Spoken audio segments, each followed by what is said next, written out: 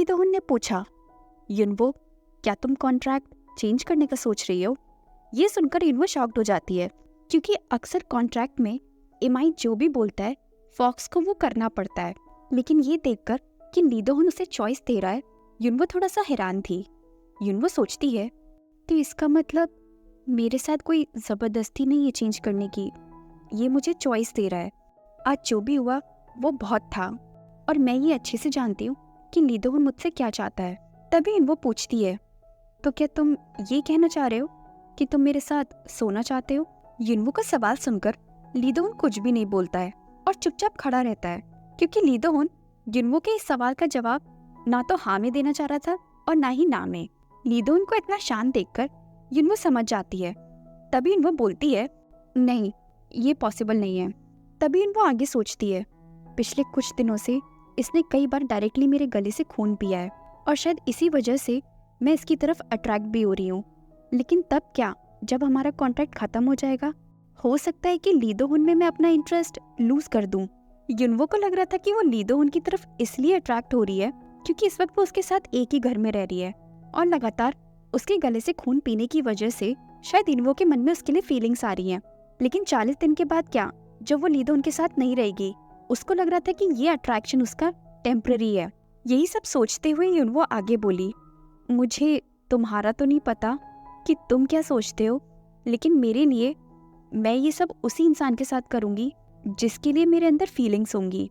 और अभी मैं तुम्हारे साथ किसी रिलेशनशिप में नहीं हूँ, इसलिए मैं तुम्हारे साथ एंगेज या इंटीमेट नहीं हो सकती। युनवो की बात सुनकर ली दोहन चौंक जाता है। उसके बाद अपना मुंह फेरकर खड़ा हो जाता है।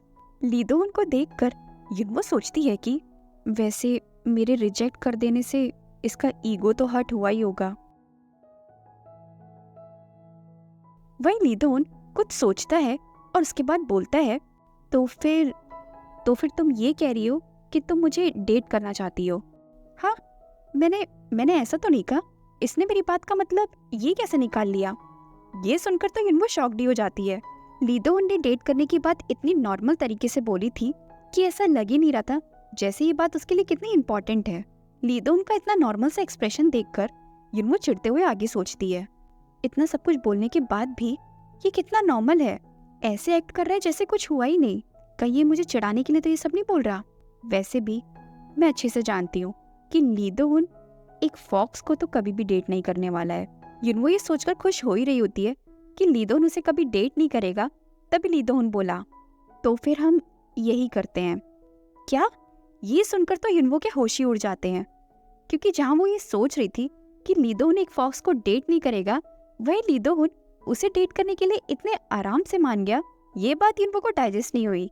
लेकिन तभी ली दोहन युनवो को अपने पास खींचता है और फिर उसे किस करना शुरू कर देता है। और यहाँ होती है हमारे लीड कपल्स की फर्स्ट किस। ली दोहन युनवो को किस कर रहा था, लेकिन युनवो अभी भी ये प्रोसेस नहीं कर पा रही थी कि ये सब हो क्या रहा है उसके साथ। वो एक जगह स्टैचू बन के खड़ी हो गई थी। ऐसा लग रहा था कि जैसे ली दोहन किसी फॉक्स को नहीं बल्कि एक डॉल को किस कर रहा हो। अब धीरे धीरे दोनों की किस इंटेंस हो रही थी।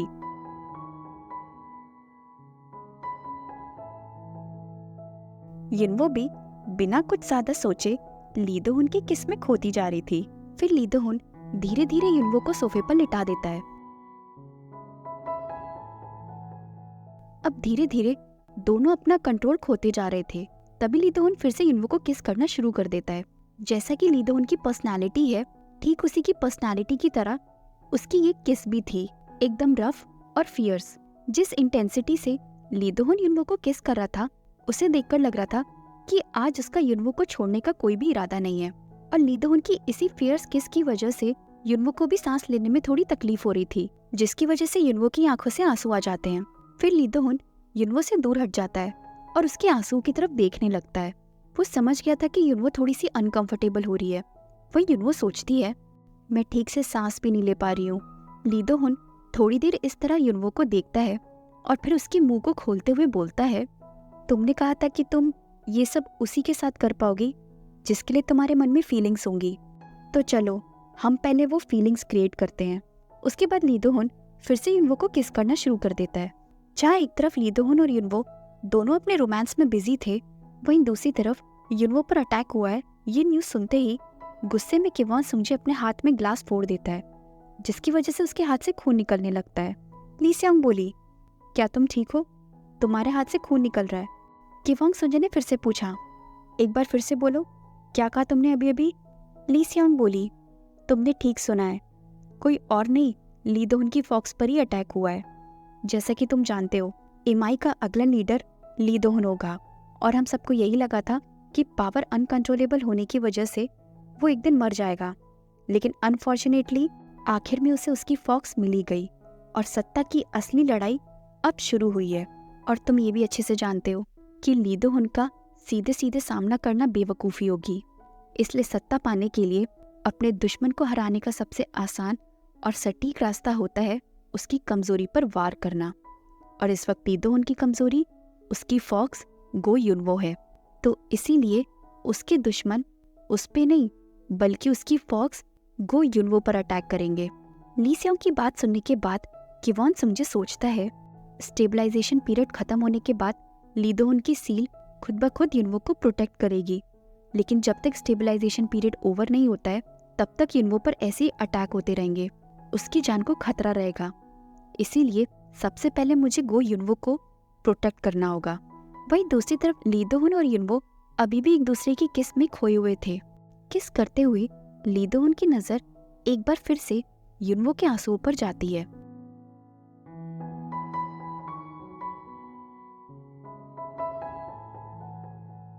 दोनों ब्लश करते हुए एक दूसरे की तरफ देख रहे थे। जहां थोड़ी देर पहले ली दोहन की किसेस काफी रफ थी, वही अब धीरे धीरे ली दोहन की किसेस सॉफ्ट होती जा रही थी। और ये बात युनवो भी फील कर रही थी कि ली दोहन अब उसे पहले की तरह रफली किस नहीं कर रहा है, और इस तरह एक बहुत ही रोमांटिक और इंटेंस किस के बाद ली दोहन युनवो से अलग हो जाता है और उसके गालों को सहलाते हुए बोलता है, मुझे नहीं लगता कि शुरुआत से सिर्फ मेरे अंदर ही बदलाव आया है, तुम भी काफी बदल गई हो। अब तुम मुझे रिजेक्ट नहीं कर रही हो युनवो, मैं तुम्हें कॉन्ट्रैक्ट चेंज करने के लिए फोर्स नहीं करूंगा, लेकिन मैं ओरिजिनल कॉन्ट्रैक्ट भी नहीं तोड़ूंगा। पर ली दोहन की बात सुनकर युनवो ब्लश करते हुए सोचती है, मुझे लगा था कि मेरे रिजेक्शन के बाद ये बदल जाएगा, लेकिन ऐसा कुछ भी नहीं हुआ, इसलिए अब से मैं भी सिर्फ अपने दिल की सुनूंगी। युनवो और ली दोहन एक दूसरे में खोए होते ही हैं, तभी लाइब्रेरी के दरवाजे पर नॉक करने की आवाज आती है। सर्वेंट बोला, I am sorry young master, लेकिन मैटर बहुत अर्जेंट है। ली दोहन गुस्से में दरवाजे की तरफ देखने लगता है। वहीं दूसरी तरफ हमें दिखाया जाता है कि एक आदमी एक दूसरे आदमी से झुककर बोलता है, सर आप यहाँ? फिर वो आदमी उस बूढ़े से आदमी की सिगरेट को जलाने लगता है। वो बूढ़ा आदमी बोला, क्या इस लड़के को सच में ऐसा लगता है कि ये इस बॉक्स को अपना लाइफ पार्टनर बना पाएगा? ली दोहन बोला, क्या हुआ? सर्वेंट बोला, यंग मास्टर, प्रेसिडेंट आ चुके हैं, और ये प्रेसिडेंट कोई और नहीं ली दोहन के फादर होते हैं, जो ली दोहन से मिलने आए होते हैं। ली दोहन और युनवो दोनों उसके फादर से मिलने के लिए पहुंच जाते हैं। ली दोहन बोला, आखिर ऐसी क्या बात हो गई जो आपको इस तरह बिना बताए यहाँ पर आना पड़ा? ली दोहन के फादर बोले, मैंने सुना एक बहुत बड़ी दुर्घटना हो गई है, इसलिए मैं खुद सिचुएशन चेक करने आ गया। तभी ली दोहन के फादर युनवो से बोले, तुम चाय क्यों नहीं पी रही हो? चाय पियो। युनवो डर के मारे सिर झुकाकर बैठी हुई थी। तभी वो घबराते हुए बोलती है, ओ हाँ, थैंक यू सो मच। फिर युनवो अपने कांपते हुए हाथों से कप को उठाती है और चाय पीने लगती है। वहीं ली दोहन के फादर युनवो को बहुत ही गौर से देख रहे थे। ली दोहन के फादर को इस तरह खुद को देखता देख युनवो और भी ज्यादा घबरा जाती है, और ये बात ली दोहन नोटिस कर लेता है कि युनवो डर रही है। तभी ली दोहन युनवो के कंधे पर हाथ रखकर उसे हिम्मत देते हुए अपने फादर से बोलता है, अगर आप इसकी तरफ ऐसे घूर घूर कर देखेंगे तो ये और भी ज्यादा डर जाएगी, इसे अभी इमाई के बीच रहने की आदत नहीं हुई है। ली दोहन के फादर अच्छे से देख रहे थे कि ली दोहन किस तरह युनवो को प्रोटेक्ट और उसकी केयर कर रहा है। तभी ली दोहन के फादर आगे पूछते हैं, और कॉन्ट्रैक्ट की स्टेबिलिटी का क्या? ली दोहन बोला, उसमें कोई भी प्रॉब्लम नहीं है, सब ठीक से चल रहा है।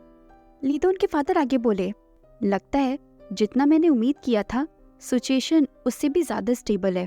ऐसे पहले भी कई केसेस हुए हैं कि कुछ पार्टनर्स एक दूसरे को काफी अच्छे से कॉम्प्लीमेंट करते हैं, इसलिए मुझे लगता है 5 साल काफी होंगे।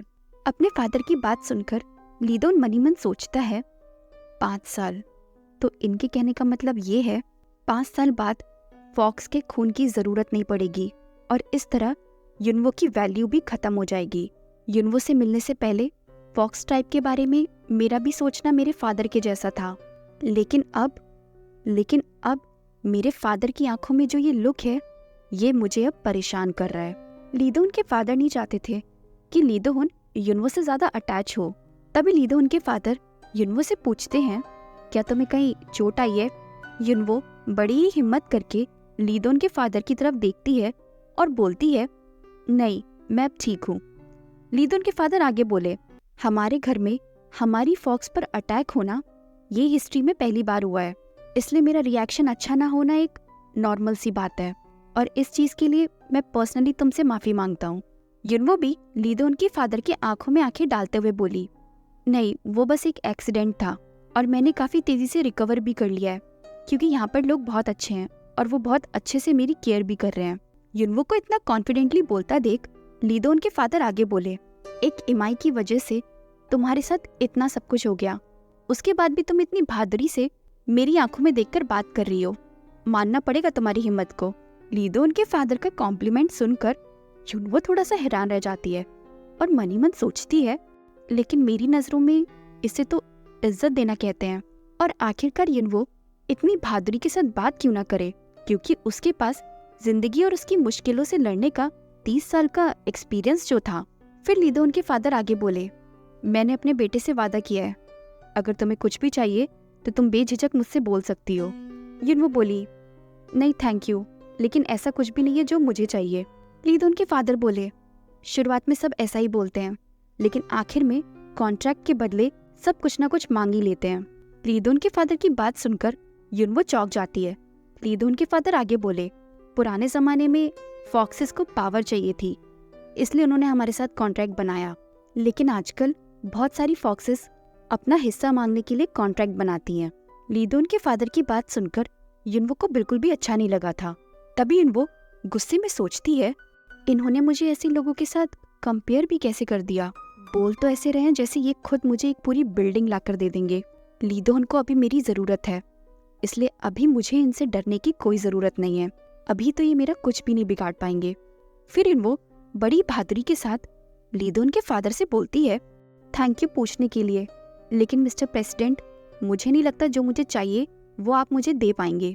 लीदोन के फादर थोड़ा हैरानी से बोले, मैं तुम्हें नहीं दे पाऊंगा? तुम्हारा मतलब क्या है? युनवो मुस्कुराते हुए बोली, क्योंकि मुझे जो चाहिए वो है मेरी डेली सेफ लाइफ। मतलब? लीदोन के फादर बोले। युनवो आगे एक्सप्लेन करती है, मैं बस इतना चाहती हूँ कि डेली बिना किसी टेंशन के मैं शांति से अपनी जिंदगी जी पाऊँ, लेकिन मुझे लगता है अगले 5 साल तक मुझे शांति भरी जिंदगी नहीं मिलने वाली है और इसका पूरा क्रेडिट आपके बेटे को जाता है।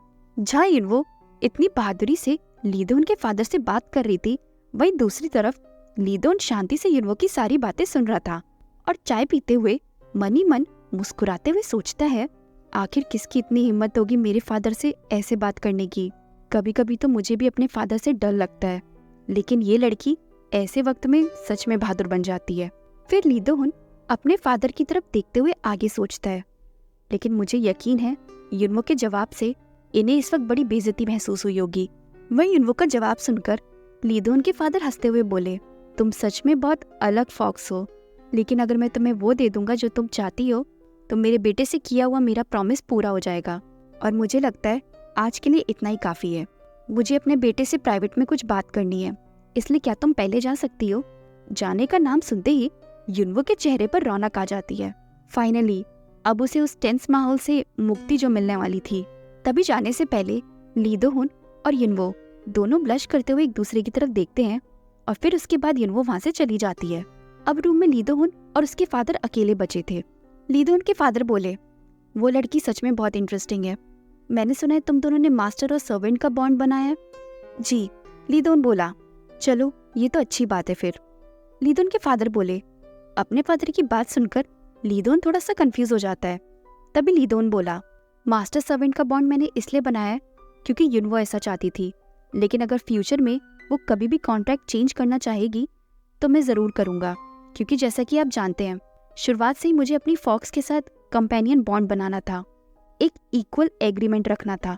लीदोन की बात सुनकर उसके फादर थोड़ा गुस्सा करते हुए बोले, तुम अच्छे से जानते हो कि इस दुनिया में वैसे भी प्योर ब्लड इमाई कितने कम बचे हैं, और अब तुम एक फॉक्स के साथ जिंदगी बसाकर मिक्स्ड रेस के बच्चे पैदा करना चाहते हो। लीदोन बोला, क्योंकि मैं नहीं चाहता मेरे बच्चे भी वही दर्द झेलें जो मैंने झेला, और इसमें उन्हीं की भलाई है। लीदोन के फादर चाय पीते हुए आगे बोले, तुम्हें बस सेम सील वाली फॉक्स ढूंढने के लिए बोला था, इससे ज्यादा और कुछ करने के लिए नहीं। लीदोन बोला, तो आपने ये काम खुद क्यों नहीं कर लिया? लीदोन के फादर आवाज में वजन देते हुए बोले, लीदोन, कॉन्ट्रैक्ट चेंज मत करना। लीदोन भी बेखौफ होकर बोला, और आप ऐसा क्यों चाहते हैं? लीदोन के फादर बोले, क्योंकि तुम एक ऐसी औरत से शादी करोगे जो प्योर ब्लड की होगी। मैं मिक्स्ड रेस के बच्चे अपनी फैमिली लीनिएज में अलाउड नहीं करूंगा। लीदोन भी बहुत सीरियस होकर बोला, अगर आपको अपनी लीनिएज की इतनी ही परवाह है तो ली जेंग को मालिक बना दीजिए, क्योंकि वो आदमी कभी भी ऐसी औरत से शादी नहीं करेगा जो प्योर ब्लड की ना हो। अब दोनों के बीच काफी शांति हो गई थी।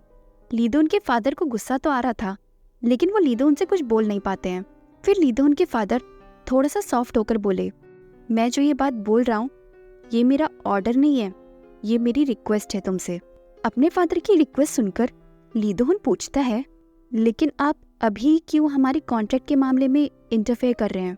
लीदोन के फादर कुछ सोचते हैं और आगे बोलते हैं, क्योंकि वो औरत जिसके साथ तुम कंपेनियन बॉन्ड बनाना चाहते हो, वो औरत किवॉन सुंगजे के साथ रिश्ते में है। किवॉन सुंगजे का नाम सुनते ही लीदोन को गुस्सा आ जाता है। लीदोन के फादर आगे बोले, किवॉन सुंगजे ने मुझसे रिक्वेस्ट किया है। लीदोन सोचता है, हाँ याद आया, मुझे पता चला था कि किवॉन सुंगजे आपसे मिलने गया है, तो इन दोनों के बीच ये बात हुई है, इसलिए वो मेरे फादर से मिलने गया था। तभी लीदोन हंसते हुए बोला, आपने चैरिटी का काम करना कब से शुरू कर दिया, वो भी उस इंसान के लिए जो हमें बिना बताए हमारा घर छोड़कर भाग गया था।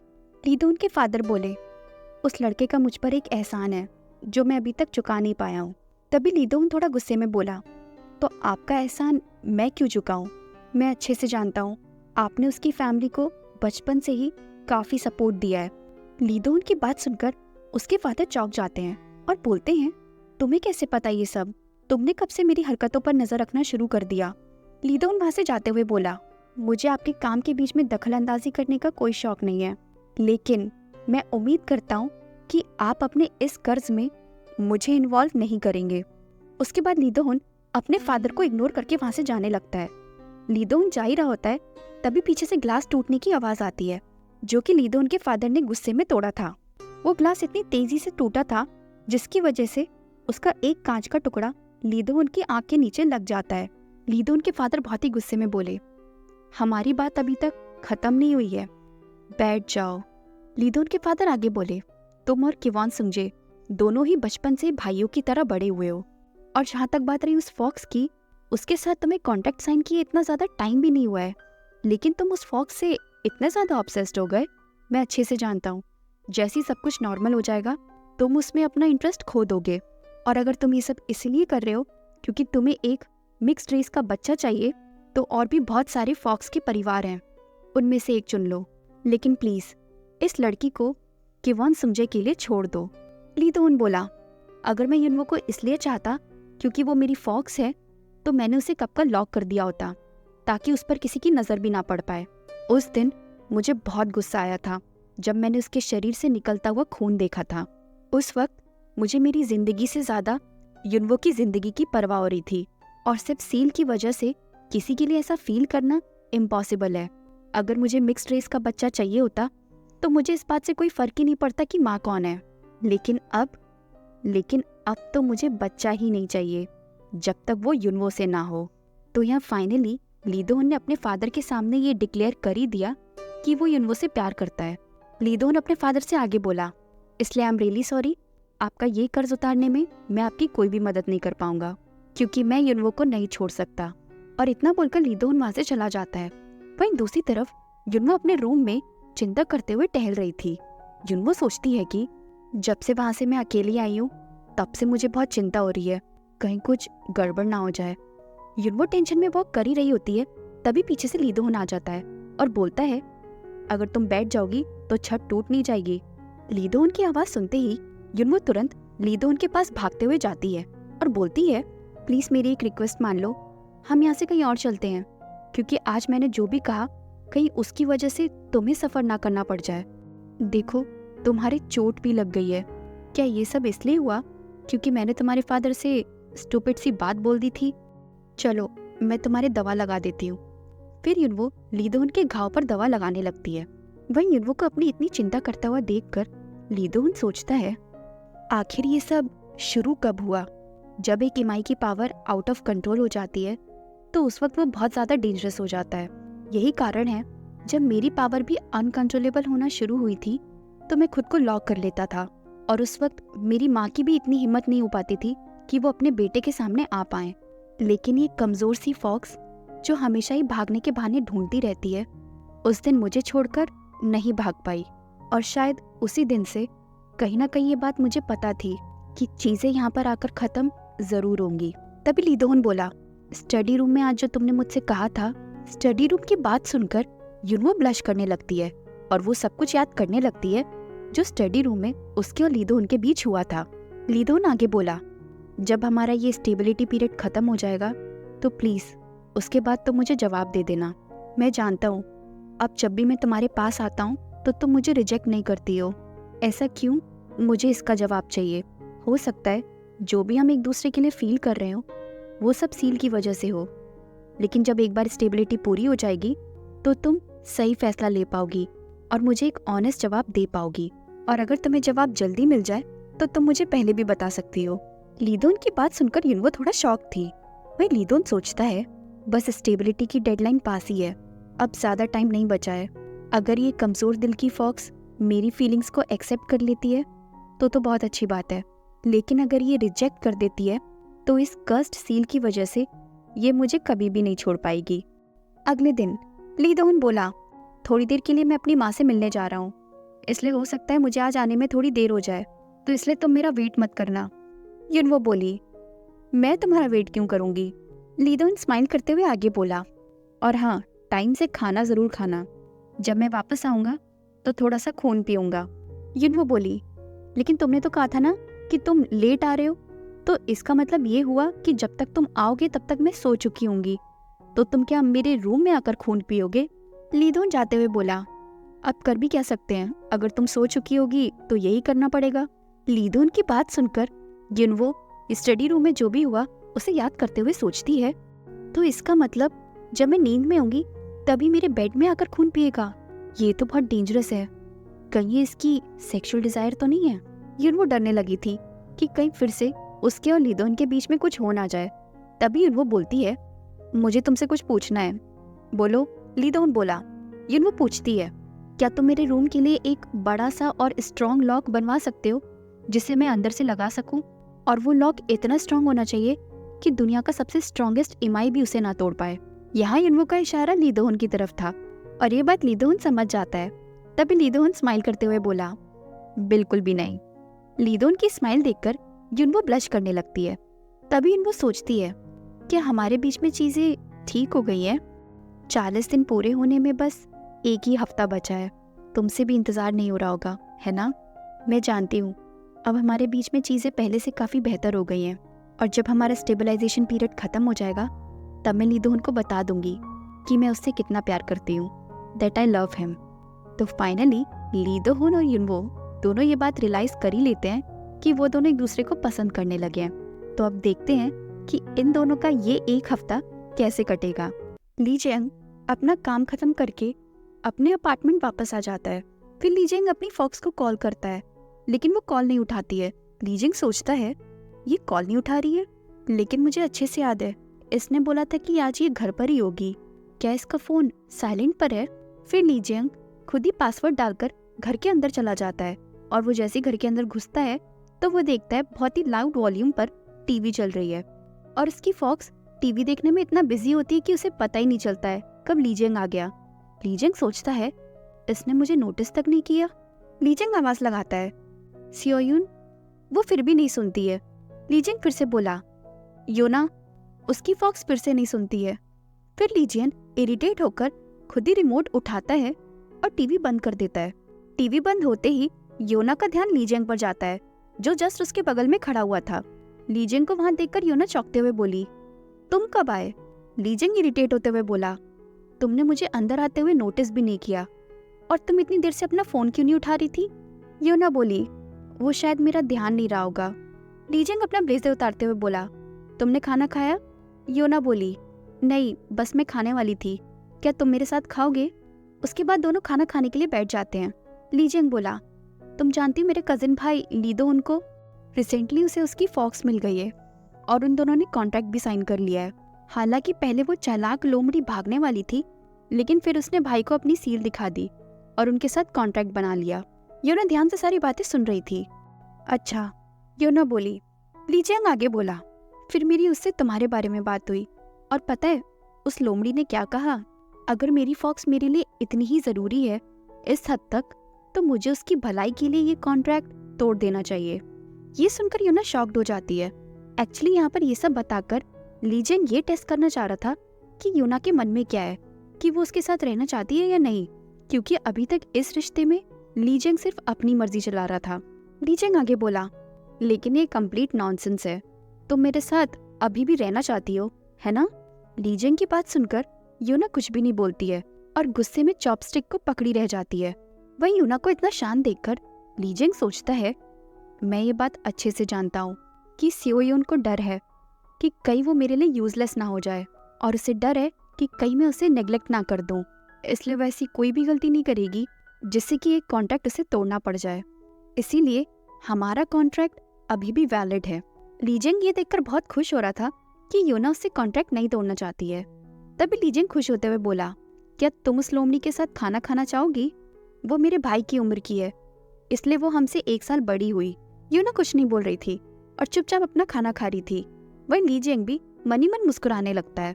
उसे लग रहा था कि अब वो योना को युनवो से मिलवा सकता है, क्योंकि अब अगर युनवो योना को उसके खिलाफ भड़काएगी भी तो भी वो उसके अगेंस्ट नहीं जाएगी। और इतनी देर से लीजिंग ये बात कंफर्म करने की कोशिश कर रहा था। और इस तरह एक दूसरे से बात करने और खाना खाने के बाद रात के 10 बज जाते हैं। लीजिंग अपने फोन में टाइम देखते हुए सोचता है, अब मुझे निकलना चाहिए। फिर योना पूछती है, क्या तुम्हारे जाने का टाइम हो गया है? क्या तुम कल काम पे जल्दी चले जाओगे? तुम काफी थके हुए लग रहे हो, इसलिए जल्दी से जाकर रेस्ट कर लो। योना को अच्छा नहीं लग रहा था कि लीजिंग उसे अकेला छोड़कर फिर से जा रहा है। लीजिंग सोचता है, ये इस तरह अजीब से रिएक्ट क्यों कर रही है, जैसे इसे मेरा जाना अच्छा नहीं लगा। ठीक उसी तरह जब ये चली गई थी तो मुझे भी बहुत बुरा लग रहा था और समझ नहीं आ रहा था कि मैं क्या करूं। फिर लीजिंग वहां से जाने लगता है। योना बोली, ड्राइव ठीक से करना। लीजिंग जब शूज पहनने वाला होता है तभी सोचता है, ये सब क्या हो रहा है? मुझे आज घर वापस जाना है और बहुत सारा काम भी करना है। मुझे जाना है, मुझे जाना चाहिए। लेकिन तभी लीजिंग मुड़कर योना के सामने खड़ा हो जाता है। योना हैरानी से लीजिंग की तरफ देखने लगती है। तभी लीजिंग बोला, क्या तुम मेरे साथ सोना चाहती हो? हाँ। ये बात सुनकर योना चौंक जाती है। तुम ऐसा क्यों पूछ रहे हो? योना बोली।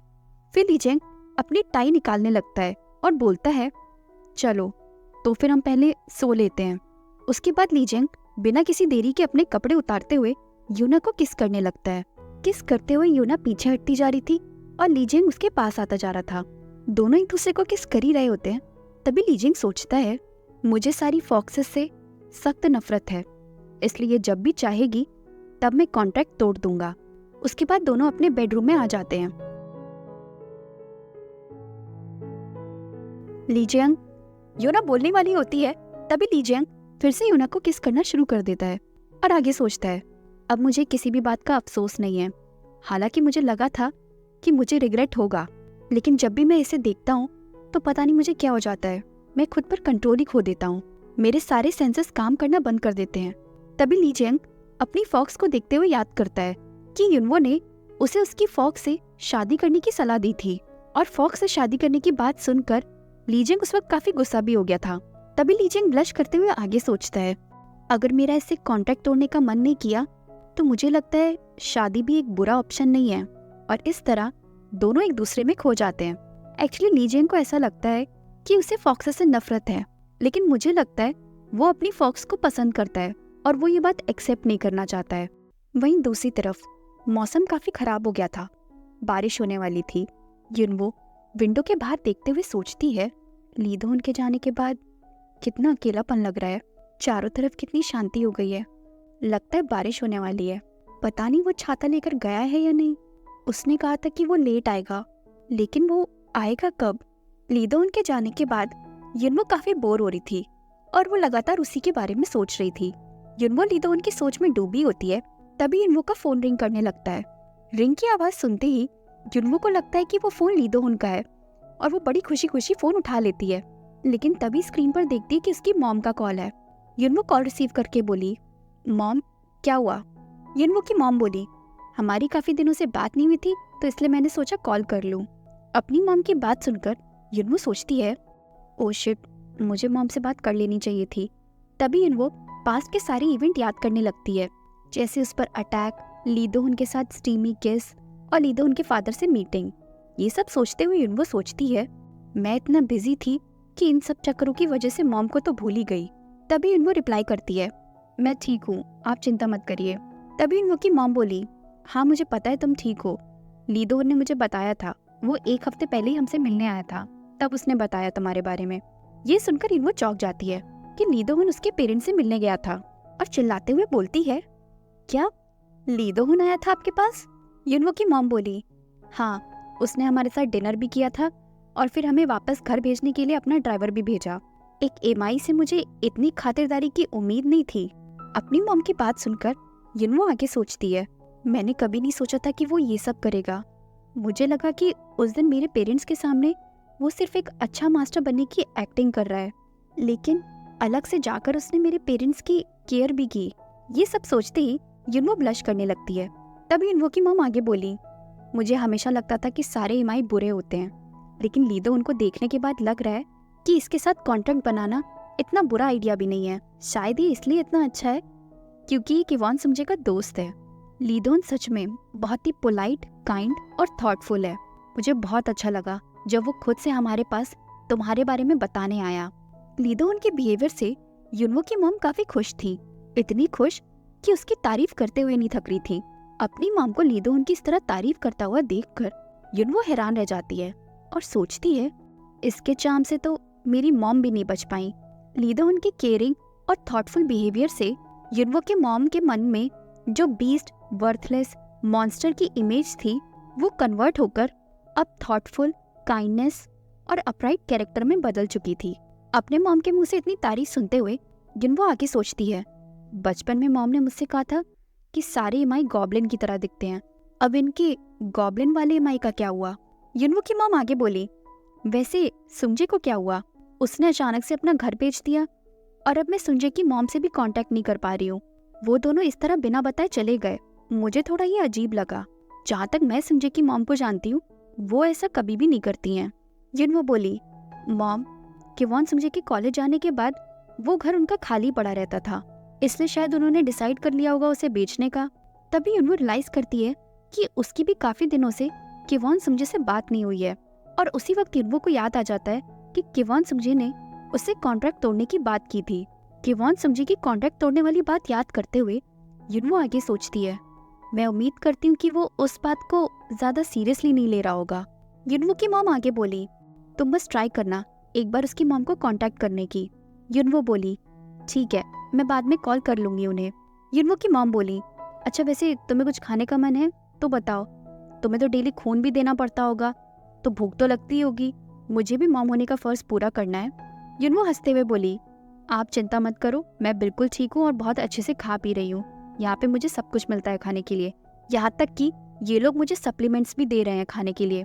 और इस तरह थोड़ी देर अपनी मॉम से बात करने के बाद युनवो किवॉन सुंजे को कॉल करती है और कॉल करते हुए सोचती है, इसका फोन तो ऑफ जा रहा है, कहीं सच में कुछ गड़बड़ तो नहीं है। सुंजे का फोन ऑफ जाने की वजह से फिर युनवो उसको एक मैसेज भेजती है कि वो उसे तुरंत वापस कांटेक्ट करे। और इस तरह थोड़ी देर बाद बारिश होने लगती है। बारिश की तरफ देखते हुए युनवो सोचती है, आज पूरा दिन मौसम कितना खराब रहा है। उसके बाद युनवो रेनकोट पहनकर और छाता लेकर बिल्डिंग के बाहर खड़े होकर ली दोहन का वेट करने लगती है और आसमान की तरफ देखते हुए बोलती है, जैसा कि ली दोहन की पर्सनैलिटी है वो छाता लेकर तो बिल्कुल भी नहीं गया होगा। और बाहर कितनी ठंड भी हो रही है। तभी दूर से आती कार पर युनवो की नजर पड़ती है। युनवो तुरंत छाता खोलती है और पार्किंग की तरफ बढ़ जाती है। ली दोहन भी कार से निकलकर बाहर आ जाता है, लेकिन उसका ध्यान कहीं और होता है। तभी युनवो बिना कोई देरी किए ली दोहन के ऊपर छाता कर देती है और बहुत ही खुश होकर ब्लश करते हुए बोलती है, क्या इतनी बारिश में तुम्हारा इस तरह भीग कर जाने का इरादा है? ली दोहन भी स्माइल करते हुए बोला, तुमने कहा था कि तुम मेरा वेट नहीं करोगी। युनवो भी मजाक करते हुए बोली, तुमने मेरे दरवाजे के लिए लॉक ही नहीं बनवाया, अगर मेरे सोने के बाद कुछ हो जाता तो? फिर ली दोहन युनवो का रेनकोट ठीक करते हुए बोलता है, तो तुम्हें अंदर वेट करना चाहिए था, बाहर आने की क्या जरूरत थी, कितनी ठंड है यहाँ पर। युनवो बोली, मुझे लगा तुम छाता लेकर नहीं आए हो, इसलिए आ गई। युनवो की बात सुनकर ली दोहन ब्लश करने लगता है और सोचता है, इतनी छोटी सी बारिश मेरे लिए कोई बड़ी बात नहीं है, लेकिन फिर भी ये अच्छे से जानती थी कि आज मैं लेट हो जाऊंगा, उसके बाद भी इसने मेरा वेट किया। फिर युनवो ली दोहन को छाता देते हुए बोली, मेरे पास एक एक्स्ट्रा छाता है, लो इसे ले लो तुम।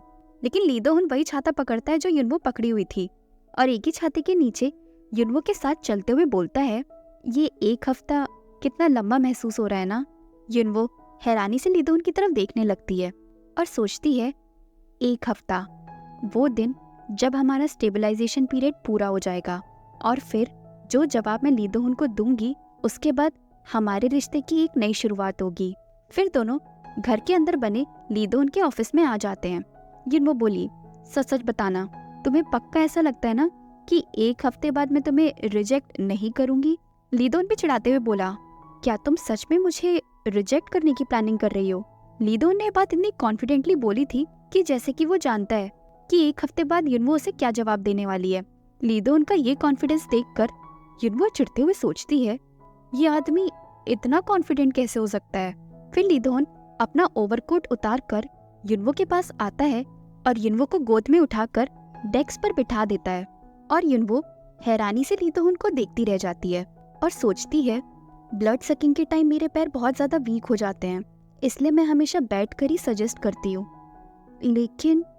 लेकिन ये पोजीशन कुछ ज्यादा ही क्लोज नहीं है। ली दोहन और युनवो दोनों एक दूसरे के बहुत ही क्लोज थे। युनवो बोली, तुम बहुत पास में खड़े हो। ली दोहन बोला, डेंजर अवॉइड करने के लिए इतना पास में रहना तो जरूरी है, और वैसे भी डेस्क इतनी भी ऊंची नहीं है। फिर ली दोहन युनवो के और भी क्लोज आता है और बहुत ही सीड्यूसिंग आवाज में बोलता है, तुम ही तो चाहती थी ना ऐसा। ये सुनकर युनवो ब्लश करने लगती है। ली दोहन आगे बोला, अगर मुझे पता होता कि तुम मेरा इतना वेट करने वाली हो आज, तो मुझे तुम्हें अपने साथ ऑफिस ले जाना चाहिए था। और फिर उसके बाद ली दोहन युनवो को किस करने लगता है।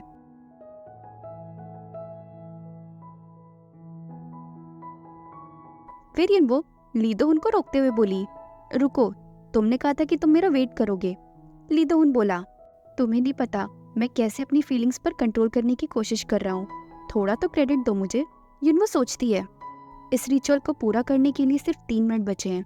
अगर 3 मिनट में ली दोहन ने मेरा खून नहीं पिया तो सिचुएशन बहुत डेंजरस हो सकती है, खासकर ली दोहन जैसे इंसान के लिए। इसे इस वक्त मेरा खून पीना चाहिए और इसे किस करने की पड़ी है। आज का दिन खत्म होने में सिर्फ 3 मिनट बाकी थे और इन 3 मिनट में ली दोहन को युनवो का खून पीना था, लेकिन यहाँ ली दोहन को तो किस करने से ही फुर्सत नहीं मिल रही थी। किस करने के बाद युनवो बोली, अब 3 मिनट से भी कम टाइम बचा है, हमारे पास और कुछ करने के लिए टाइम नहीं है, जल्दी करो। ली दोहन बोला, तुम्हें पता है जिस वक्त हम फॉक्सेस के साथ कॉन्ट्रैक्ट बनाते हैं उसी वक्त से फॉक्सेस की लाइफ एमआई पर डिपेंड हो जाती है, लेकिन मुझे लगता है मेरी लाइफ तुम पर डिपेंड हो गई है। ये सुनकर युनवो ब्लश करने लगती है। ली दोहन युनवो के गले की तरफ जाते हुए आगे बोला, इसलिए मैं चाहता हूँ आंसर देने से पहले तुम इस बात को ध्यान में रखना, मैं भले ही कितना भी स्ट्रॉन्ग क्यों ना हो, लेकिन तुम्हारे बिना मैं जी नहीं पाऊंगा। और फिर ली दोहन युनवो का खून पी लेता है। वहीं दूसरी तरफ हमें दिखाया जाता है कि ली सियोंग शूटिंग की प्रैक्टिस कर रही थी और उसके सारे निशाने बिल्कुल ठीक भी लग रहे थे। तभी पीछे से कोई आता है और ली सियोंग के ईयर मफ्स को निकाल लेता है। ली सियोंग भड़कते हुए बोली, कौन है ये पागल? लेकिन वो जैसे ही पीछे देखती है ली जिंग को वहां देखकर हैरान रह जाती है। ली जिंग बहुत ही स्माइल करते हुए बोला, कितने दिनों बाद मिल रहे हैं ना बहन। फिर ली जिंग गुस्सा करते हुए बोला, इतना बड़ा कांड करने के बाद तुम यहाँ आराम से शूटिंग कर रही हो? सच में ली सियोंग तुम बहुत लकी हो। ली सियोंग बोली, क्या चाहिए तुम्हें? और मुझे समझ में नहीं आ रहा अचानक से यहाँ पर आकर तुम ऐसी बातें क्यों कर रहे हो? फिर ली जियांग गन को उठाता है और ली सियांग की तरफ पॉइंट करते हुए बोलता है, अब बात करने से कोई फायदा नहीं है। वैसे भी मैं अपने गुस्से पर कंट्रोल नहीं कर पा रहा हूँ। मेरा मन कर रहा है कि मैं तुम्हारी खोपड़ी में ये गोली दाग दूं। फिर ली जियांग पूछता है, बताओ किवान सुंजे तुमसे मिलने क्यों गया था? ली सियांग भी चिढ़ते हुए बोली, क्या तुम्हारा दिमाग खराब हो गया है? ली जियांग बोला, जितना तुमसे पूछा जा रहा है उसका जवाब दो। वो आदमी जो तुमसे बात करना भी पसंद नहीं करता, आखिर वो खुद तुमसे मिलने क्यों आया था? अब ली सियांग के पास कुछ भी ऑप्शन नहीं बचा था। तभी वो बोलती है, जिस फॉक्स ने ली दोहन के साथ कॉन्ट्रैक्ट साइन किया है वो किवान सुंजे की बचपन की दोस्त है और किवान सुंजे बस यही जानना चाहता है कि वो कैसी है, इसलिए वो मुझसे मिला था। ली जियांग बोला, बस इतना सही? ली सियांग चिढ़ते हुए आगे बोली, और क्या, मेन हाउस में मैं आराम से आ जा सकती हूँ और किवान सुंजे वहाँ नहीं जा सकता, इसलिए उस फॉक्स के हालात जानने के लिए उसने मेरी हेल्प मांगी। अब इसके अलावा और क्या हेल्प मांगेगा वो मेरी? ली जियांग अपनी बहन को घूर कर देखता है, उसके बाद गन रखते हुए बोलता है, किवान सुंजे अभी अब्रॉड गया है। तुमने किवान सुंजे से क्या बात की है वो सब अभी हम साइड में रखते हैं। मैं बस तुम्हें वार्न करना चाहता हूँ, कुछ भी मत करना, कुछ करने का सोचना भी मत। बस शांति से रहो जैसा कि आज तक तुम करती आई हो। कुछ भी इंटरफेयर करने की जरूरत नहीं है। अपने भाई की बात सुनकर ली सियांग को बहुत ही ज्यादा गुस्सा आ जाता है। गुस्से में अपनी मुट्ठियां कसते हुए ली सियांग चिल्लाकर बोलती है, क्या तुम इडियट हो? तुम्हें जैसा जीना है तुम जियो, मुझे सलाह मत दो। अपनी बहन की जिद देखकर ली जियांग को भी गुस्सा आ जाता है। ली सियांग जाते हुए आगे बोली, मैं मेन हाउस जा रही हूँ। अगर तुम्हें इतना ही डर लग रहा है कि मैं कहीं कुछ कर ना दूं, तो तुम्हें नहीं लगता तुम्हारा मेरे साथ मेन हाउस चलना बेटर होगा? ली सियांग ली दोहन और युनवो से मिलने के लिए मेन हाउस पहुंच जाती है। घर के अंदर जाते ही ली सियांग तुरंत ली दोहन को गले लगा लेती है और बोलती है, ली दोहन भाई कैसे हैं आप? आपको पता है मैंने आपको कितना मिस किया। जहाँ ली सियांग ली दोहन को गले लगाकर चिकनी चुपड़ी बातें कर रही थी, वही ली दोहन चुपचाप खड़े होकर उसका ये ड्रामा झेल रहा था। उसके चेहरे से साफ पता चल रहा था कि उसे इन सब में बिल्कुल भी इंटरेस्ट नहीं आ रहा है। फिर ली दोहन ली सियांग को खुद से दूर करते हुए बोला, मैंने सुना है कि तुम मेरी मॉम से मिलने के लिए घर जा रही हो। थैंक यू घर जाने के लिए। ली सियांग बोली, अरे वो कोई और थोड़ी है, हम सबकी बड़ी माँ है, तो मिलना तो बनता है। वहीं युनवो ली दोहन के पीछे से झांक कर ली सियांग को देखते हुए सोचती है, ये कौन है? फिर ली जियांग युनवो से अपनी बहन को इंट्रोड्यूस करवाते हुए बोला, ये है मेरी जुड़वा बहन ली सियांग। ली सियांग भी स्माइल करते हुए और हैंडशेक के लिए अपना हाथ आगे बढ़ाते हुए बोली, नाइस टू मीट यू, मेरा नाम ली सियांग है। युनवो भी हैंडशेक करते हुए बोली, nice to meet you too, मेरा नाम गो युनवो है। वह ली सियांग को देखकर युनवो मनी मन सोचती है, ये कितनी सुंदर है। ली सियांग बोली, लगता है तुम्हारा स्टेबलाइजेशन पीरियड पूरा होने वाला है और किवान सुंजे भाई ने बोला है कि वो तुम्हें बहुत मिस करते हैं। किवान सुंजे का नाम सुनकर ली दोहन का मुंह बन जाता है, लेकिन भाई युनवो बहुत ही एक्साइटेड होते हुए बोलती है कि तुम्हारी बात हुई उससे? हम अभी कांटेक्ट में नहीं है, वो ठीक तो है ना? ली सियांग बोली, हाँ वो ठीक है, बस थोड़ा सा बिजी है आजकल।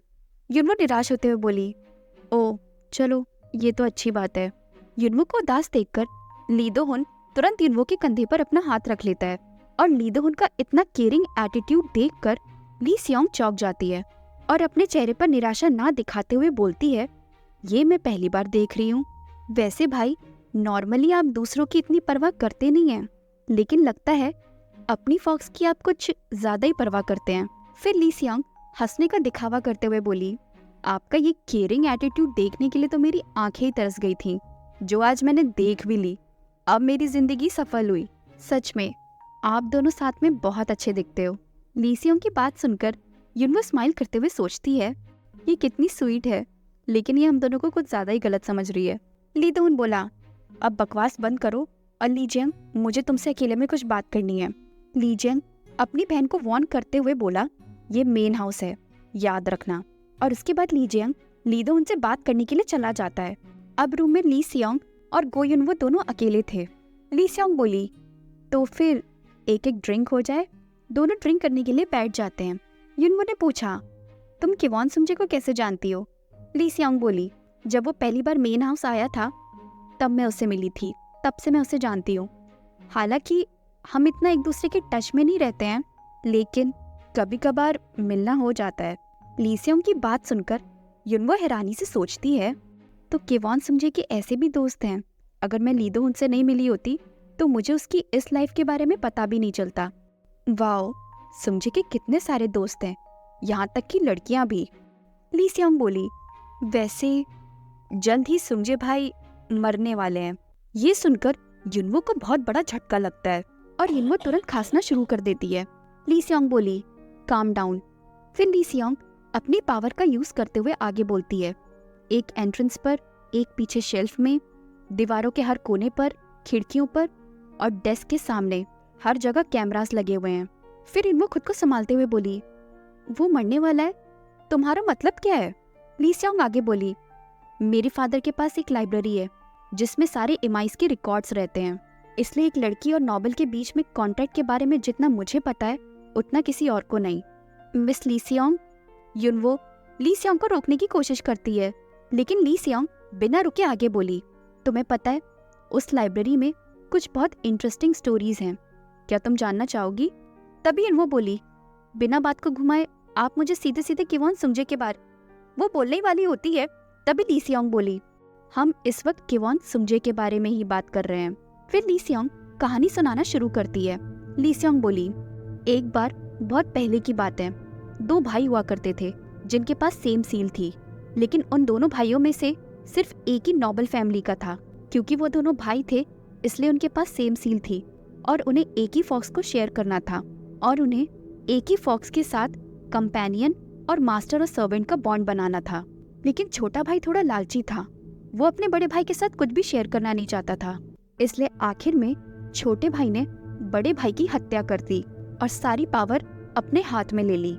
लेकिन मरने से पहले बड़े भाई ने अपने छोटे भाई को एक श्राप दिया जिसमें उसने बोला कि आने वाली उसकी पीढ़ियों में से इसी तरह सेम सील के साथ दो भाई पैदा होंगे और उनके साथ भी यही सब कुछ होगा। तभी युनवो बोली, लेकिन इन सब का केवॉन सुंजे से क्या मतलब है? ली सियांग बोली, और अफसोस की बात यह है कि लगता है ये श्राप लग गया और हिस्ट्री अब खुद को रिपीट कर रही है। केवॉन सुंजे के सील आ चुकी है और वो सील ली दो-हुन के जैसे सेम सील है। ये सुनकर तो युनवो शॉक्ड ही रह जाती है।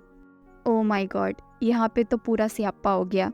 केवॉन सुंजे और ली दो-हुन दोनों के पास सेम सील है। ली सियांग आगे बोली, किस्मत से अभी उसकी पावर अनकंट्रोलेबल नहीं हुई है, लेकिन ये तो उसके लिए और भी ज्यादा डेंजरस है क्योंकि उसे पावर अनकंट्रोलेबल होने के परिणाम पता भी नहीं है। इसीलिए अगर जल्दी उसने कॉन्ट्रैक्ट नहीं बनाया तो वो मर जाएगा। ये सब सुनने के बाद युनवो को इतना बड़ा झटका लगता है कि उसके सोचने समझने की शक्ति बंद हो जाती है। तभी वो याद करती है कि कैसे पावर बर्जक होने की वजह से ली दो-हुन की हालत खराब हो गई थी और शायद यही हालत अब केवॉन सुंजे की होने वाली थी। तभी ली सियांग अपनी जगह से उठती है और युनवो को हिम्मत देते हुए बोलती है, तुमने ली दो-हुन को बचाया जो मर रहा था, और मैं जानती हूँ तुम केवॉन सुंजे को भी बचा लोगी, राइट? मुझे एक ऐसा रास्ता पता है जिसे फॉलो करके हम सभी खुश रहेंगे और ये काम सिर्फ तुम ही कर सकती हो। इसीलिए अगर तुम्हें केवॉन सुंजे की जान प्यारी है तो जब ली दो-हुन घर पर ना हो तो मुझे कांटेक्ट करना, मैं तुम्हारी मदद करूंगी। फिर ली सियांग वहाँ से जाते हुए आगे बोली, और हाँ, भाई को इस बारे में पता भी नहीं चलना चाहिए क्योंकि अगर उन्हें मैचिंग सील के बारे में पता चला तो फिर पता नहीं वो क्या कर बैठेंगे। और इतना बोलकर ली सियांग वहाँ से चली जाती है और युनवो उदास होकर वहीं बैठी रह जाती है। उसके बाद युनवो अपने रूम में आ जाती है और केवॉन सुंजे को कॉल ट्राई करने लगती है, लेकिन करेंटली उसका कॉल अनअवेलेबल बता रहा था। परेशान युनवो सोचती है, नहीं, ऐसा कैसे हो सकता है? ये भी तो हो सकता है ना कि ली सियांग सील के बारे में झूठ बोल रही हो। ऐसे होने के चांसेस तो लाखों में होते हैं, लेकिन फिर भी अगर उन दोनों की सील सच में सेम हुई तो? तभी वो याद करती है कि केवॉन सुंजे ने उससे बोला था कि वो एक मिक्स्ड रेस का इमाई है और केवॉन सुंजे ने उसे बताया था कि फॉक्स हंट शुरू हो गया है क्योंकि ली दो-हुन नेक्स्ट लीडर होने वाला है और वो अपनी लिमिट रीच कर चुका है, इसीलिए उसके लिए फॉक्स मिलना बहुत जरूरी हो गया है। युनवो आगे सोचती है, फाइनली अब जब ली दो-हुन स्टेबल हो गया है तो एक ऐसा म्यूटेंट जिसके पास उसके जैसी सेम सील है अचानक से आ गया है और मैं अच्छे से जानती हूँ अगर सबको ये बात पता चल गई तो सारे इमाई केवॉन सुंजे के दुश्मन बन जाएंगे। फिर युनवो अपनी मॉम की बात को याद करती है कि कैसे केवॉन सुंजे ने अपना घर बेच दिया है और उसकी माँ से भी कोई बात नहीं हो पा रही है। ये सब याद करते हुए वो सोचती है, पता नहीं मुझे बहुत डर लग रहा है, अजीब सी बेचैनी सी हो रही है। पता नहीं ये लड़का कहाँ पर चला गया है, कहीं इसका अकेले मौत का इंतजार करने का इरादा तो नहीं है। उसने मुझे पहले कुछ बताया क्यों नहीं, मेरे लिए चीज़ें डिफ़िकल्ट ना हो जाएं, कहीं इसीलिए तो उसने मुझसे नहीं छिपाया। सुमजे ने हमेशा मेरी परवाह की, यहाँ तक कि मुझे सेफ रखने का ली दो-हुन से प्रॉमिस भी लिया था ताकि मुझे कुछ ना हो पाए और मैं प्रोटेक्टेड रहूं। लेकिन अब मैं उसकी कैसे हेल्प करूं? तभी युनवो को ली सियोंग की बात याद आती है कि उसके पास एक सोल्यूशन है इस प्रॉब्लम का, और अगर वो ये सोल्यूशन जानना चाहती है तो ली दो उनकी एब्सेंस में वो उसे कांटेक्ट करे। फिर युनवो दरवाजे की तरफ जाते हुए सोचती है कि वॉन सुमजे के पास मेरे जैसी सेम सील है, मुझे उसे किसी भी हालत में बचाना होगा। ली सियोंग ने बताया था कि दोनों भाइयों में से एक भाई बहुत लालची था और उसे कॉम्प्रोमाइज करना पसंद नहीं था, इसलिए उसने अपने दूसरे भाई की जान ले ली और फॉक्स पर अपना कब्जा कर लिया। ये सब सोचते हुए युनवो जैसी दरवाजा खोलने वाली होती है तभी ली दो-हुन उसके रूम का दरवाजा खोल देता है। ली दो-हुन को देखते ही युनवो की हालत खराब हो जाती है। ली दो-हुन बोला, क्या हुआ तुम्हें, अंदर चलो। युनवो फिर वहां से जाते हुए बोली, नहीं नहीं, बस ऐसी मैं बोर हो रही थी। ली दो-हुन बोला, मुझे तुम्हें कुछ बताना है। क्या, बताओ, युनवो बोली। ली दो-हुन बोला, मैं सोच रहा हूँ कि कल मैं अपनी मॉम से मिलने चला जाऊँ, क्या तुम मेरे साथ चलोगी? मिलने जाने की बात सुनकर युनवो थोड़ा सा चौंक जाती है और उसे ली दो-हुन की जाने वाली बात याद आ जाती है कि ली दो-हुन के एब्सेंस में उसे ली सियोंग को कांटेक्ट करना है। तभी युनवो सोचती है, क्या करूं, ली दो-हुन को सब कुछ बता दूं क्या? नहीं नहीं, पहले सुमजे से मिल लेती हूँ। युनवो बोली, इट्स ओके, तुम अकेले चले जाओ। अगले दिन ली दो-हुन रेडी होकर अपनी मॉम से मिलने के लिए निकल रहा होता है। तभी युनवो से बोलता है, खून में वापस आकर पीऊंगा, तुम मेरा इंतजार करना। ठीक है, युनवो मुंह लटकाकर बोली। ली दो-हुन के पास जाने के लिए युनवो अपने कदम जैसी आगे बढ़ाती है तभी वो रुक जाती है। ली दो-हुन बोला, अब तुम बाहर क्या कर रही हो, बहुत ठंड है, अंदर जाओ।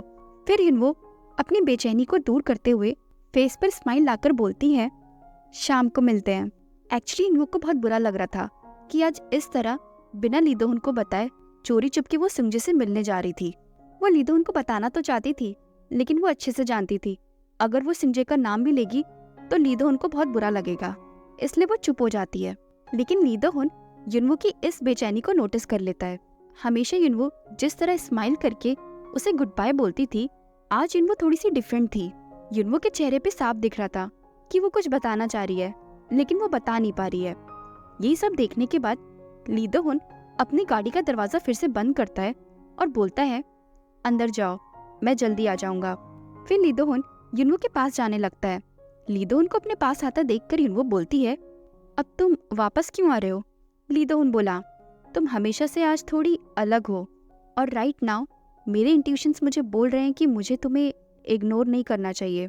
युनवो अपना चेहरा छिपाते हुए बोली, नहीं नहीं, ऐसी कोई भी बात नहीं है, मैं बस सोच रही थी कि मैं भी तुम्हारे साथ चलती हूँ।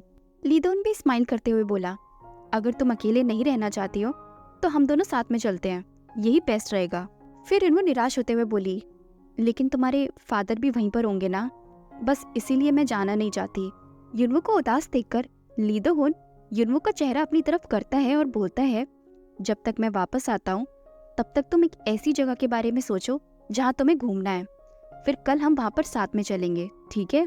ली दो-हुन को इस तरह ब्लश करता हुआ देखकर युनवो सोचती है, ली दो-हुन की आंखों में मेरे लिए जो ये लव और वार्मथ है, यही मेरा ली दो-हुन है जिसे मैं जानती हूँ।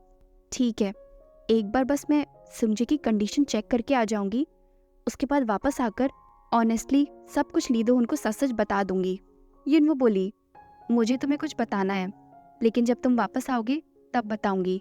वह युनवो मनी मन सोचती है, ली दो-हुन अब कॉन्ट्रैक्ट चेंज करने का टाइम आ गया है और ये सेब सील की प्रॉब्लम की सल्यूशन का भी, जिसे हमें साथ में सॉल्व करना है।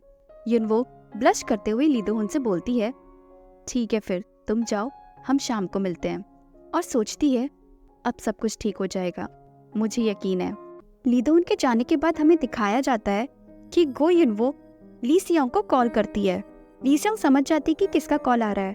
फिर ली सियोंग अपना फोन उठाते हुए बोली, इतनी जल्दी कॉल आ जाएगा, मैंने सोचा नहीं था। ली सियोंग कॉल रिसीव करके बोली, तो तुमने अपना मन बना लिया? युनवो बोली, तुम किवॉन सुमजे को कांटेक्ट कर सकती हो ना? पहले मैं खुद पर्सनली उसकी सील वेरीफाई करूंगी, उसके बाद मैं तुम्हारी हेल्प करूंगी। ली सियोंग बोली, क्या इस वक्त ली दोहन घर पर नहीं है? ठीक है फिर, मैं मेन हाउस अभी आती हूँ। जैसा कि ली सियोंग ने बोला, वो बिना टाइम वेस्ट करे तुरंत मेन हाउस पहुँच जाती है और युनवो को मैसेज करती है, मैं गेट पर ही खड़ी हूँ, जल्दी से बाहर आ जाओ, लेकिन अकेले आना।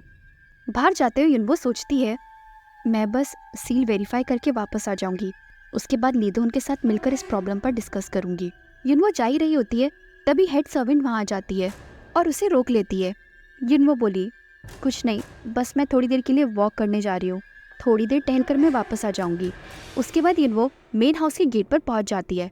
ली सियोंग गेट के बाहर ही खड़ी होती है और बोलती है, तो तुम आ गई, तुमने ही कहा था ना कि तुम्हें सील खुद पर्सनली वेरीफाई करनी है, मैं अपने साथ किवॉन सुंजे को लेकर आई हूँ। ये सुनकर युनवो चौंक जाती है। ली सियोंग आगे बोली, इस वक्त किवॉन सुंजे कार से बाहर नहीं आ सकता, मेन हाउस में बहुत सारे कैमरास लगे हुए हैं, अगर वो बाहर आया तो बहुत दिक्कत हो सकती है, इसलिए हम तुम्हारे पास नहीं आ सकते। अगर तुम्हें सील वेरीफाई करनी है तो तुम्हें खुद यहाँ पर आना होगा। युनवो को इस तरह अकेले गेट से बाहर जाने में थोड़ा सा अजीब लग रहा था। तभी युनवो बोलती है, वैसे तुम हमारी इतनी मदद कर रही हो, इसके लिए थैंक यू सो मच। ली सियोंग अपने स्पेक्स उतारते हुए बोली, किवॉन सुंजे मेरा बहुत अच्छा दोस्त है, मैंने उसे बचपन से ही देखा है, सब लोग उसे बहुत बुली करते थे और अब वो बेचारा इस हालत में है कि उसके अकेले मरने तक की नौबत आ गई है और अफसोस इस बारे में वो किसी को बता भी नहीं सकता। मुझसे उसकी ये हालत देख ही नहीं जा रही है, इसलिए मैं उसकी हेल्प करना चाहती हूँ। ये सब सुनकर युनवो काफ़ी इमोशनल हो जाती है, क्योंकि बचपन से तो वो भी किवॉन सुंजे की दोस्त रही है और काफ़ी अच्छे से उसे जानती भी है।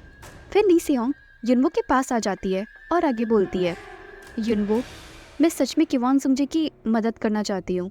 मैं नहीं चाहती कि पावर बर्स्ट होने की वजह से किवॉन सुंजे की जान चली जाए। तुम जानती भी नहीं हो, जब कोई अपना जाता है तो कैसा फील होता है।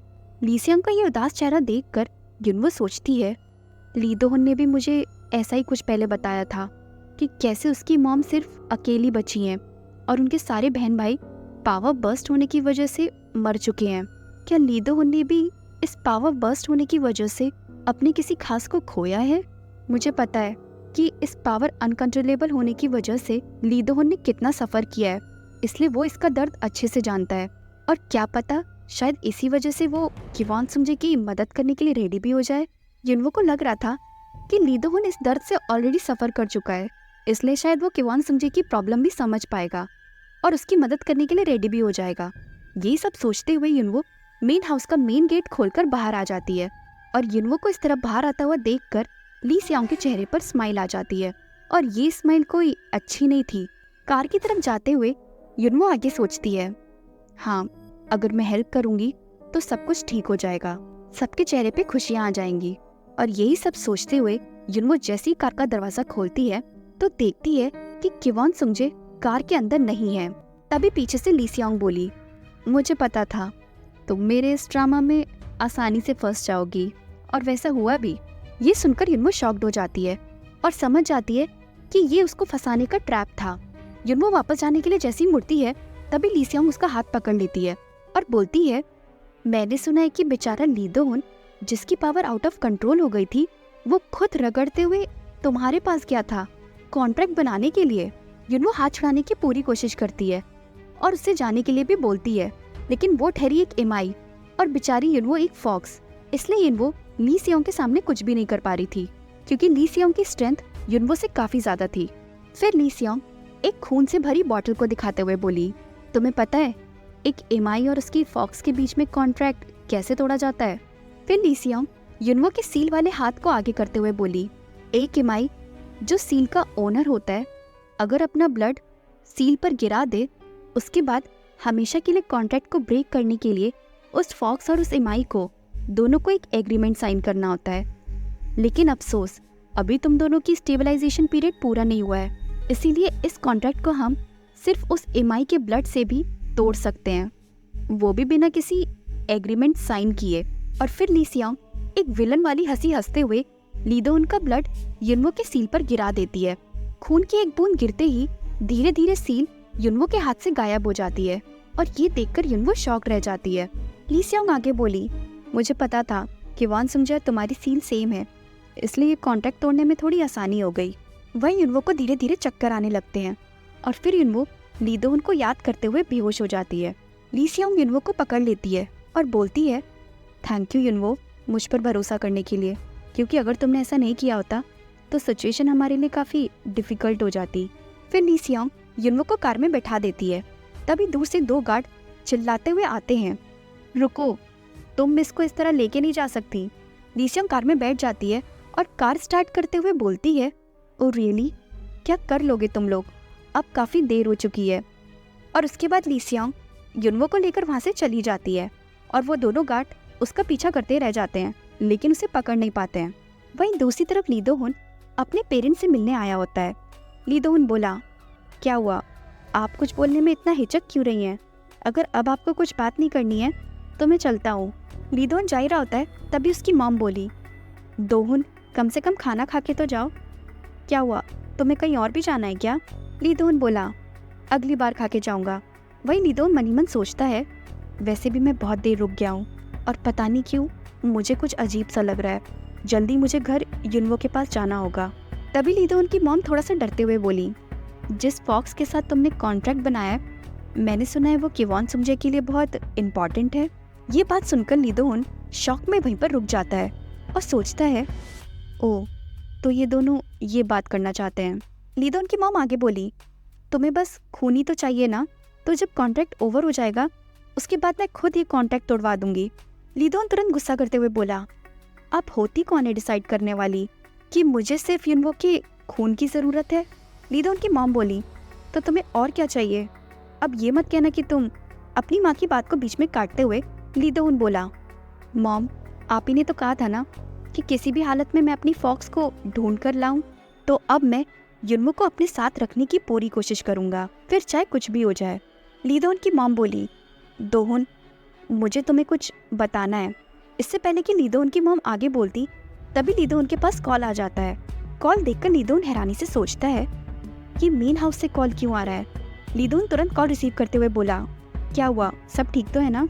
तभी वो मेड बोली, यंग मास्टर, मिस ली सियोंग मिस युनवो को लेकर चली गई हैं। मिस युनवो ने मुझसे कहा था कि वो वॉक करने के लिए जा रही हैं, लेकिन जब सीसीटीवी कैमरा देखा तो पता चला कि मिस ली सियोंग जबरदस्ती मिस युनवो को बेहोशी की हालत में लेकर गई हैं। तभी ली दोहन अपने हाथ पर उस सील को चेक करता है और सील को अपने हाथ पर से गायब देखकर ली दोहन शॉक रह जाता है। अपनी सील देखते हुए ली दोहन आगे सोचता है, किवॉन सुंगजे कॉन्ट्रैक्ट तोड़ने का रास्ता ढूंढ रहा है।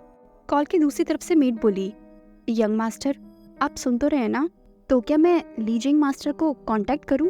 क्योंकि अब स्टेबलाइजेशन पीरियड होने से पहले ही कॉन्ट्रैक्ट ब्रेक हो चुका था, इसीलिए धीरे धीरे अब ली दोहन की पावर अनकंट्रोलेबल हो रही थी। तभी पीछे से ली दोहन की मॉम बोली, दोहन, सब कुछ ठीक तो है ना? वह ली दोहन सोचता है, तो क्या उस दिन किवॉन सुंगजे ली सियोंग से इसीलिए मिलने गया था? युनवो की किडनैपिंग में जो इन्वॉल्व है वो ली सियोंग और किवॉन सुंगजे है, और शायद मेरे फादर भी। तो इसमें ये सभी लोग एक साथ मिले हुए हैं। ली दोहन को लग रहा था कि युनवो की किडनैपिंग में उसके फादर, किवॉन सुंगजे और ली सियोंग सभी मिले हुए हैं। तभी ली दोहन बोलता है, मैं कुछ इम्पोर्टेंट आप दोनों को बताना चाहता हूँ। फिर ली दोहन अपनी मॉम डैड की तरफ देखता है और बहुत ही गुस्से में आगे बोलता है, तो आप दोनों ये कह रहे हो कि मैं और किवॉन सुंगजे हम दोनों सगे भाई की तरह हैं?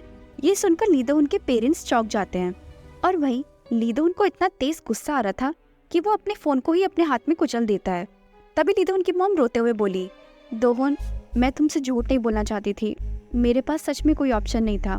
तुम अच्छे से जानते हो कि तुम्हारी मॉम ने अपने सारे बहन भाइयों को अपने आंखों के सामने मरते हुए देखा है, इसलिए खुद का बच्चा पैदा करना, ये सोचकर ही मैं उस वक्त खौफ में चली जाती थी, क्योंकि जो मेरे बहन भाइयों के साथ हुआ, मैं नहीं चाहती थी कि वो मेरे बच्चे के साथ भी हो, लेकिन तुम्हारे फादर को एक बेटे की जरूरत थी।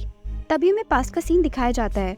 घर के कुछ बड़े और ली दोहन की मॉम आपस में बात कर रहे होते हैं। ली दोहन की मॉम पर घर के बड़े बहुत ही गुस्सा करते हुए बोले, इसकी हिम्मत भी कैसे हो गई ऐसा बोलने की कि ये बच्चे पैदा नहीं करेगी, हमारी क्लैन को एक लीडर नहीं देगी, वो भी खासकर तब जब प्योर ब्लड लाइन की इमाई बस खत्म होने की कगार पर है। आखिर ऐसा कैसे हो सकता है? इसमें तो कोई सेंस वाली बात नहीं है। जहाँ एक तरफ बाकी सारे बड़े इमाई ली दोहन की मॉम पर गुस्सा कर रहे थे, वहीं उसकी मॉम आंखों में आंसू लिए मुंह लटकाकर खड़ी हुई थी। ली दो-हुन की मॉम आगे बोली, ऐसा कहीं रिकॉर्ड में तो मेंशन नहीं है, लेकिन ऐसा माना जाता है जो बच्चे एमाई और इंसानों से पैदा होते हैं उन बच्चों की पावर अनकंट्रोलेबल होने के चांसेस थोड़े कम होते हैं। सुंगजे की माँ कॉलेज में तुम्हारे फादर की जूनियर थी और मेरी बहुत ही अच्छी दोस्त, तो उसी की माँ की मर्जी से हम तीनों ने किवॉन सुंगजे को इस दुनिया में लाने का फैसला लिया। लेकिन मैंने ये प्रॉमिस किया था कि मैं उसे अपने बेटे की तरह पालूंगी। लेकिन तभी उसी वक्त मैं भी प्रेग्नेंट हो गई। मैं आज तुम्हें सब बता देना चाहती थी दो-हुन, मैं सच बोल रही हूँ। ली दो-हुन चुपचाप खड़े होकर सारी बातें सुन रहा था। तभी ली दो-हुन बोलता है, तो क्या किवॉन सुंगजे के सामने मैं आप सभी के लिए एक बोझ की तरह हूँ? ली दो-हुन की मॉम बोली, ये तुम कैसी बातें कर रहे हो? सुंगजे ने हमसे कॉन्ट्रैक्ट ब्रेक करने के लिए जरूर बोला था, लेकिन तब जब तुम्हारा स्टेबलाइजेशन पीरियड खत्म हो जाए, उसने हमसे बस इतना ही मांगा था। ली दो-हुन की मॉम उसे टच करने वाली होती है, तभी ली दो-हुन अपनी अनकंट्रोलेबल हो रही शक्तियों का इस्तेमाल करके घर के सारे कांच फोड़ देता है और बहुत ही गुस्सा करते हुए बोलता है, तो जवाब दो, अगर मैं आप सभी के लिए बोझ नहीं हूँ तो मेरा कॉन्ट्रैक्ट कैसे ब्रेक हुआ? ये देखकर तो ली दो-हुन के पेरेंट्स भी शॉक रह जाते हैं। ली दो-हुन की मॉम बोली, ये सब क्या हो रहा है? फिर ली दो-हुन के सीने में बहुत तेजी से दर्द होने लगता है और ली दो-हुन खून की उल्टियां करना शुरू कर देता है। एक बार कॉन्ट्रैक्ट जब टूट जाता है तो जो अनस्टेबल पावर है जो अभी तक स्टेबल नहीं हुई है वो अपना कंट्रोल खोना शुरू कर देती है और इस वक्त यही ली दो-हुन के साथ हो रहा था। ली दो-हुन की मॉम चिंता करते हुए बोली, आखिर ये सब हो क्या रहा है? हमें खुद कुछ नहीं पता। तुम्हारा कॉन्ट्रैक्ट टूट कैसे गया? दो-हुन, तुम ठीक तो हो ना? ली दो-हुन बहुत ज्यादा खून की उल्टियां कर रहा था। ली दो-हुन के फादर उसकी मॉम को ली दो-हुन से दूर करते हुए बोले, ली दो-हुन, आखिर हो क्या रहा है, हमें भी समझाओ। ली दो-हुन भी चिल्लाते हुए बोला, आप सब लोग तो ऐसे एक्टिंग कर रहे हो जैसे आपको मेरी कितनी परवाह है। यही तो आप दोनों चाहते थे ना? ली दो-हुन के फादर चौंकते हुए आगे बोले, ऐसा कैसे पॉसिबल हो सकता है? तुम्हारा कॉन्ट्रैक्ट कैसे टूट सकता है? ली दो-हुन की शक्तियां इस वक्त इतनी ज्यादा अनकंट्रोलेबल हो गई थी कि धीरे धीरे घर के सारे कांच टूटने लगे थे। ली दो-हुन बहुत ही गुस्से में बोला, अब आप दोनों की भलाई इसी में है कि आप दोनों भगवान से प्रार्थना करना शुरू कर दो, क्योंकि अगर मैं जिंदा नहीं बचा तो आप अपना वो बेटा खो दोगे जिसको आपने अभी तक पाल पोस के बड़ा किया है। फिर ली दो-हुन के फादर और मदर दोनों वहाँ से भागना शुरू कर देते हैं और बोलते हैं, जल्दी चलो यहाँ से और सारे दरवाजे बंद कर दो। वो जानते थे ली दो-हुन की पावर अनकंट्रोलेबल होने पर वो कितना खतरनाक हो जाता है, इसलिए इससे पहले ली दो-हुन अपने सारे सेंसेस खो दे वो दोनों वहाँ से भागकर बाहर जाना चाहते थे। वहीं ली दो-हुन आगे बोला, लेकिन अगर मैं गलती से भी बच गया तो फादर, आप अपना वो बेटा खो दोगे जिसे आपने अभी तक छिपा के रखा था। फिर ली दो-हुन के पेरेंट्स ली दो-हुन को उसी कमरे में बंद करके वहाँ से चले जाते हैं और अब जब तक ली दो-हुन का ये बरसक पीरियड खत्म नहीं होता तब तक वो उसी कमरे में उसी खराब हालत में बंद रहने वाला था। ली दो-हुन इस वक्त बहुत ही दर्द में था, लेकिन तभी वो युनवो को याद करता है कि कैसे पिछली बार जब उसका बरसक पीरियड शुरू हुआ था तो युनवो बिना किसी डर के उसके पास आ गई थी और उसकी चिंता करते हुए उसके साथ मास्टर और सर्वेंट का कॉन्ट्रैक्ट बनाया था। जहाँ एक तरफ ली दो-हुन के अपने उसके बरसक पीरियड में उससे डरकर दूर भाग जाते हैं, वह युनवो जो एक छोटी सी फॉक्स है बेखौफ होकर उसकी परवाह करते हुए उसके पास आ गई थी। ली दो-हुन को इस वक्त युनवो की बहुत याद आ रही थी और फिर से ली दो-हुन खून की उल्टियां करना शुरू कर देता है। वहीं दूसरी तरफ एक सुनसान और ठंडे इलाके में एक बहुत ही बड़ा सा घर बना हुआ था और उसी घर में युनवो को किडनैप करने के बाद लाया गया था। युनवो अभी भी बेहोश थी और किवॉन सुंगजे उसी के पास बैठा हुआ था। युनवो की ये हालत देखकर किवॉन सुंगजे भी काफी दुखी था। तभी किवॉन सुंगजे सोचता है, पूरे 4 दिन बीत चुके हैं लेकिन ये अभी तक उठी नहीं है, कहीं कुछ गलत तो नहीं हुआ है ना? इस तरह कॉन्ट्रैक्ट ब्रेक होने का असर सिर्फ ली दो-हुन पर ही नहीं हुआ था बल्कि युनवो पर भी हो रहा था और युनवो भी काफी कमजोर हो गई थी। युनवो की यही हालत देखकर किवॉन सुंगजे को काफी बुरा लग रहा था, लेकिन तभी पीछे से ली सियांग बोली, चलो अब तुम कुछ खा लो, बहुत सारे एमाई ने तुम पर भरोसा करके अपनी जान खतरे में डाली है और तुम चिंता मत करो, ये फॉक्स मरेगी नहीं, जल्दी उठ जाएगी। किवॉन सुंगजे बोला, जब मैं युनवो के आसपास नहीं होऊंगा तब तुम इसे प्रोटेक्ट करोगी और यही कंडीशन है हमारे कॉन्ट्रैक्ट की। तभी हमें पास का सीन दिखाया जाता है जब सुंगजे ली सियांग से मिलने गया था। उस वक्त उसने ली सियांग को सीक्रेटली यही बताया था कि राइटफुल हायर ली दो-हुन नहीं बल्कि वो है। इमाई के क्लैन का नेक्स्ट लीडर ली दो-हुन नहीं बल्कि किवॉन सुंगजे बनने वाला था और यही सब सोचते हुए ली सियोंग सोचती है, उस वक्त किवॉन सुंजे के मुंह से वो सब सुनने के बाद मैंने किवॉन सुंजे का साथ देने का फैसला किया। सत्ता के पीछे एक दूसरे की हत्या करना तो चलता रहता है, और अगर ली दो-हुन को किवॉन सुंजे के अलावा कोई और इमाई मारने की कोशिश करता तो उसको पनिशमेंट मिलती और क्लैन के लीडर के गुस्से का सामना करना पड़ता। इसीलिए ली दो-हुन से बदला लेने का ये बिल्कुल सही मौका था और इसीलिए मैंने किवॉन सुंजे का साथ दिया। तभी ली सियोंग बोली, तुम ली दो-हुन को मारोगे ना? उसके बाद क्लैन लीडर की पोजीशन तुम ली जेंग को सौंप दोगे। ये मेरी डील थी।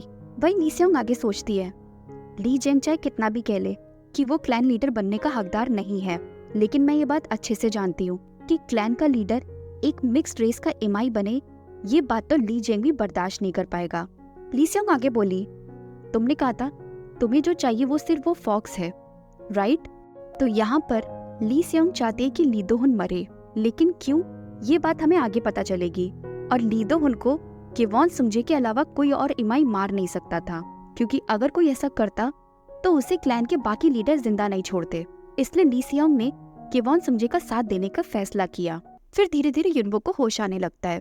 ली सियोंग बोली, मैं तुम्हारे लिए कुछ खाने के लिए लाती हूँ। युनवो की हालत इस वक्त बहुत ही ज्यादा खराब थी। युनवो को होश में आता देखकर किवॉन सुंजे चिंता करते हुए बोला, युनवो, क्या तुम ठीक हो? क्या तुम उठ सकती हो? फिर युनवो धीरे धीरे अपने बेड से उठने लगती है और बोलती है, किवॉन सुंजे, आखिर तुम मुझे कहाँ लेकर आए हो? ये कैसी जगह है? युनवो के सर में इस वक्त बहुत ज्यादा दर्द हो रहा था। युनवो को इतना दर्द में देखकर किवॉन सुंजे चिंता करते हुए पूछता है, क्या तुम्हें ज्यादा पेन हो रहा है? तभी अचानक से युनवो को याद आता है और वो अपने हाथ की तरफ देखते हुए सोचती है, मेरा कॉन्ट्रैक्ट तो टूट गया है। युनवो बोली, आखिर ऐसा कैसे हो सकता है? और फिर युनवो किवॉन सुंजे से पूछती है, सुंजे, आखिर तुमने ऐसा किया क्यों? क्या सच में हम दोनों की सील सेम है? सुंजे बहुत ही उदास सा चेहरा बनाने लगता है और उसके बाद अपनी सील युनवो को दिखा देता है। किवॉन सुंजे की सील देखकर युनवो चौंक जाती है और सील को देखते ही युनवो को तुरंत ली दो-हुन की बात याद आ जाती है, जब ली दो-हुन ने उससे कहा था कि तुम्हें पता है ना, तुम्हारी शक्तियाँ किवॉन सुंजे पर भी काम नहीं करती हैं। अगर किवॉन सुंजे ने कुछ भी ऐसी वैसी हरकत करने की कोशिश की या फिर तुमने उसका साथ दिया तो फिर बहुत बुरा होगा। ली दो-हुन की सारी बातें याद करते हुए युनवो सोचती है, तो इसका मतलब ली दो-हुन को पहले से ही अंदाजा था कि ऐसा हो सकता है। तभी युनवो पूछती है, सुंजे, तुम्हें अपनी सील के बारे में पता कब चला? किवॉन सुंजे बोला, आखिरी बार जब हमने कॉल पे बात की थी उसके बाद ही मुझे पता चला। 10 दिन पावर अनकंट्रोलेबल होने की वजह से मेरी हालत काफ़ी ज़्यादा ख़राब रही और इस तरह लगभग 10 दिन तड़पने के बाद मेरी सील आ गई। किवॉन सुंजे आगे बोला, तुम्हारी शक्तियों ने कभी भी मुझ पर असर नहीं दिखाया, इसलिए एक बात तो मैं श्योर था कि हम दोनों की सील सेम होगी और इसी वजह से मैंने ली दो-हुन को तुम्हारे बारे में बताया था। लेकिन झटका तो मुझे तब लगा जब मुझे पता चला कि तुम्हारी और दो-हुन, तुम दोनों की सील सेम है और तुमने उसके साथ कॉन्ट्रैक्ट भी बना लिया है। फिर किवॉन सुंजे युनवो का हाथ पकड़ते हुए बोलता है, लेकिन आखिरकार मेरी सील सामने आ गई जो कि बिल्कुल तुम्हारे जैसी है युनवो, और ये जानकर मैं बहुत खुश भी हूँ। किवॉन सुंजे बात कर ही रहा होता है, लेकिन तभी युनवो की तबीयत खराब होने लगती है। युनवो बहुत तेज तेज सांसें लेने लगती है और उसके बाद खून की उल्टियाँ करने लगती है। फिर किवॉन सुंजे युनवो का मुंह साफ करते हुए बोलता है, इट्स ओके, ये सब कॉन्ट्रैक्ट टूटने के साइड इफ़ेक्ट्स हैं, बस कुछ ही दिनों की बात है, उसके बाद सब ठीक हो जाएगा। तभी युनवो सोचती है, कॉन्ट्रैक्ट टूटने के इफ़ेक्ट्स? युनवो बोली, तो ली दो-हुन का क्या हुआ? अगर ये सब मेरे साथ हो रहा है तो इस वक्त ली दो-हुन के साथ क्या हो रहा होगा? क्या वो ठीक है? युनवो को ली दो-हुन की इतनी फिक्र करता हुआ देखकर किवॉन सुंजे को अच्छा नहीं लगता है। तभी युनवो के सवाल का जवाब देते हुए ली सियोंग बोली, क्योंकि ली दो-हुन ने तुम्हारे साथ कॉन्ट्रैक्ट तब बनाया था जब उसकी पावर अनकंट्रोलेबल हो गई थी, तो इसका मतलब ये हुआ अभी वो फिर से पावर बर्जक पीरियड ही एक्सपीरियंस कर रहा होगा। उसके बाद ली सियोंग बहुत ही खुश होते हुए बोली, वैसे देखा जाए तो अच्छा ही हुआ, क्या पता वो अपनी शक्तियों की वजह से खुद ही मारा जाए और हमें कुछ करने की ज़रूरत ही ना पड़े, है ना? ली सियोंग की बातें सुनकर युनवो तुरंत ली सियोंग पर भड़कने लगती है और गुस्सा करते करते युनवो के मुंह से फिर से खून निकलने लगता है। युनवो समझ चुकी थी इस वक्त ली दो-हुन किस हाल में होगा। तभी युनवो बिना कोई देरी किए तुरंत अपने बेड से उठती है और लीदो उनके पास जाते हुए बोलती है, चलो जल्दी से चलो, मुझे लीदो उनके पास ले चलो, मुझे उसकी जान बचानी है। तभी किवॉन सुंजे युनवो को रोकता है और उससे बोलता है, नहीं युनवो, अगर तुम अभी लीदो उनके पास जाओगी तो फिर मैं मर जाऊंगा। ये बात सुनकर युनवो शॉक हो जाती है और फिर वहीं पर रुक जाती है। युनवो फंस चुकी थी, उसे समझ में नहीं आ रहा था कि अब वो किसकी जान बचाए, अपने प्यार की या फिर अपने दोस्त की। फिर युनवो इस प्रॉब्लम के सल्यूशन के बारे में सोचने लगती है। थोड़ी देर यूं ही सोचने के बाद युनवो किवॉन सुंजे से बोलती है, सुंजे, मुझसे वादा करो कि तुम ये कॉन्ट्रैक्ट लीदो उनके साथ शेयर करोगे। शेयर करने के बारे में सुनते ही किवॉन सुंजे को गुस्सा आने लगता है और वो इरिटेट होते हुए बोलता है, लीदोहुन मुझे जिंदा नहीं छोड़ेगा। युनवो बोली, ऐसा कुछ भी नहीं होगा अगर मैं उससे बोलूँगी। तभी युनवो की बात काटते हुए किवॉन सुंजे आगे बोला, हम सौतेले भाई हैं, हमारा खून एक ही है। वो बात अलग है कि हम दोनों हाफ ब्लड ही शेयर करते हैं। उसकी माँ एक इमाई है और मेरी माँ एक इंसान, लेकिन हम दोनों के फादर एक ही हैं। किवॉन सुंजे आगे बोला, और इन सब चीज़ों के बारे में मुझे तभी पता चला था जब मेरी सीन सामने आई थी। क्या? ये न्यूज़ सुनकर तो युनवो भी शॉक हो जाती है।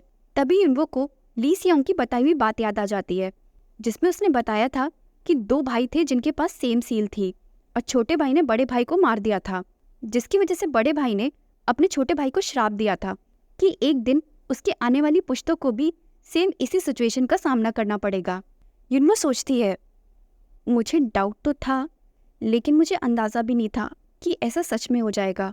किवॉन समझे आगे बोला, क्योंकि मैं एक इमाई और इंसान का बच्चा था, इसलिए हमेशा ही इमाई की दुनिया में मुझे टॉर्चर किया गया, खासकर जब तक मैं 7 साल का नहीं हो गया। उससे पहले मुझे अपने माँ बाप के बारे में पता भी नहीं था, यहाँ तक कि मैंने उनका चेहरा भी नहीं देखा था और नाम भी नहीं सुना था। लेकिन 7 साल के बाद जब मैं उनके साथ रहने भी लगा तो भी मुझे अपनाया नहीं गया और अकेला छोड़ दिया गया। युनवो बोली, हाँ तो तुम्हारे साथ जो भी हुआ इसमें लीदोहुन की कोई गलती नहीं है। किवॉन सुंजे आगे बोला, वहीं दूसरी तरफ लीदोहुन के पास सब कुछ था, यहाँ तक कि उसने तुम्हें भी मुझसे छीन लिया। वो अच्छे से जानता था कि मेरे अंदर तुम्हारे लिए फीलिंग्स हैं। फिर किवॉन सुंजे युनवो के गालों को टच करते हुए आगे बोलता है, मुझे बस युनवो, मुझे बस तुम चाहिए। लीदोहुन के पास सब कुछ है, उसकी कंपनी, उसकी लीडर की पोजीशन, क्या वो मुझे एक चीज़ नहीं दे सकता? किवॉन सुंजे की ऐसी बातें सुनकर युनवो को अब किवॉन सुंजे पर गुस्सा आने लगता है। तभी युनवो किवॉन सुंजे का हाथ बहुत ही तेजी से झटकते हुए बोलती है, ऐसे बात मत करो जैसे कि मैं तुम्हारी हूँ। फिर युनवो और भी तेज गुस्सा करते हुए बोली, और क्या कह रहे थे तुम कि तुमसे छीन लिया गया है?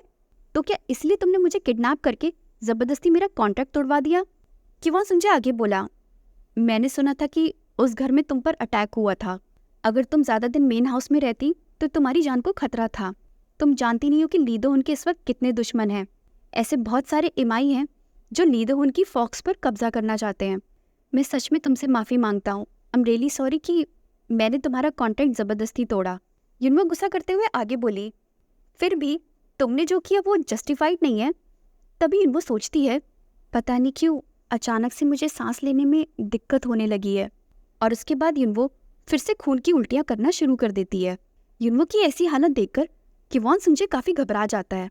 वहीं युनवो धीरे धीरे बेहोश होने लगती है और बेहोश होते हुए सोचती है, मुझे बहुत दर्द हो रहा है, ऐसा लग रहा है जैसे मेरी पूरी बॉडी जल रही है। और इस तरह युनवो खून की उल्टियाँ करते करते किवॉन सुंजे की बाहों में ही बेहोश हो जाती है। वहीं युनवो की यह हालत देखकर सुंजे काफ़ी ज़्यादा डर जाता है। तभी ली सियोंग बोली, उसे ये सब बर्दाश्त करना ही पड़ेगा, बस 15 दिन की बात है। फिर किवॉन सुंजे युनवो को उसके बेड पर लिटा देता है और ली सियोंग से पूछता है, दूसरी तरफ क्या हाल है? ली सियोंग बोली, लीदोहुन भी एक कमरे में बंद है। अगर हम लकी रहे तो कुछ और इमाई हमारा साथ देने के लिए तैयार हो जाएंगे। हमारे लिए अच्छा यही होगा कि लीदोहुन अपनी बेकाबू हो रही शक्तियों की वजह से ही मारा जाए। लेकिन अगर वो फिर भी बच गया तो हमें सारी तैयारियां करके पहले से ही रखनी होंगी। वहीं किवॉन सुंजे सोचता है, अब पछताने का कोई फ़ायदा नहीं, अब मैं वापस नहीं मुड़ सकता। अगर लीदोहुन बच गया तो ये कहानी हम दोनों में से किसी एक के मौत के बाद ही ख़त्म होगी। वहीं दूसरी तरफ लीदोहुन के घर पर लीदोहुन का कॉन्ट्रैक्ट टूट चुका है और उसकी फॉक्स को किडनैप कर लिया गया है ये बात सुनकर क्लैन के सारे इमाई लीदोन के घर पर इकट्ठा हो जाते हैं। सिचुएशन इस वक्त काफी ज्यादा सीरियस थी, और हो भी क्यों ना, एक ऐसा इमाई जो क्लैन का होने वाला अगला लीडर था, उसकी फॉक्स को किडनैप कर लिया गया था, और यहाँ तक कि उसका कॉन्ट्रैक्ट भी तोड़वा दिया गया था। और ऐसा जो भी करता है, इमाई की दुनिया में उसके लिए एक ही सजा होती है, और वो होती है सजाए मौत। 6 दिन बीत चुके थे। लीदोहुन अभी तक अपने कमरे से बाहर नहीं आया था। फिर उन सभी इमाइयों में से मौजूद एक इमाई बोला, मुझे लगता है कि हम में से किसी को जाकर लीदोहुन की कंडीशन चेक करनी चाहिए। दूसरा इमाई बोला, लेकिन इतना रिस्क लेगा कौन, क्या पता अभी वो अपनी पावर पर कंट्रोल ना कर पाया हो। वहीं पर एक खड़ी तीसरी इमाई बोली, पता नहीं उस हाफ ब्लड इमाई ने ऐसा करने की हिम्मत भी कैसे कर दी। उन तीनों इमाई की बात सुनकर वहाँ पर एक बूढ़ी औरत भी आ जाती है और बोलती है, उस हाफ ब्लड ने फॉक्स को किडनैप नहीं किया है। किवॉन सुंजे को सिर्फ लीदोहुन की फॉक्स चाहिए थी, जो कि उसे मिल गई है। हमें इस बात पर ध्यान नहीं देना चाहिए। ध्यान देने वाली बात तो ये है कि अगर लीदोहुन मर गया तो क्लैन का लीडर बनने के लिए अगला बेस्ट कैंडिडेट ली जेयंग होगा।